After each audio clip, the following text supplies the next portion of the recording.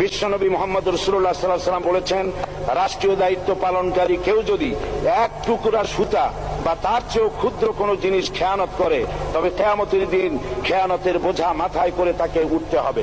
মাননীয় স্পিকার, আল্লাহ রসুল যে সরকার ব্যবস্থা প্রতিষ্ঠা করেছিলেন তা সত্যিকার অর্থে ছিল জনকল্যাণমূলক সরকার। নবী করিম সাল্লাল্লাহু আলাইহি ওয়াসাল্লাম সরকারি কর্মকর্তাদের বিরুদ্ধে কোনো অভিযোগ পেলে তখনই ব্যবস্থা গ্রহণ করতেন। আইনের চোখে সবাই সমান। শাসকদের আত্মীয় স্বজন কারো পক্ষে সম্ভব ছিল না জনগণের উপরে জুলুম করা। খলিফা ওমর রাদিয়াল্লাহু তাআলা আনহুর এক ছেলে অপরাধী প্রমাণিত হলে সে দণ্ডভোগ থেকে রেহাই পায়নি, এমনকি এতে তার মৃত্যুদণ্ড হয়েছিল। আবার খলিফা নিজেকে আইনের ঊর্ধ্বে মনে করতেন না, তাই বর্ম চুরির ঘটনা আলী রাদিয়াল্লাহু তাআলা আনহু কাজীর দরবারে সাধারণ ফরিয়াদির মতো উপস্থিত হন। নিজের ছেলে ও চাকরের সাক্ষী যথেষ্ট না হয় কাজী খলিফার বিপক্ষে রায় দেন। এখানে বিচার বিভাগ ছিল সম্পূর্ণ স্বাধীন এবং শাসন বিভাগের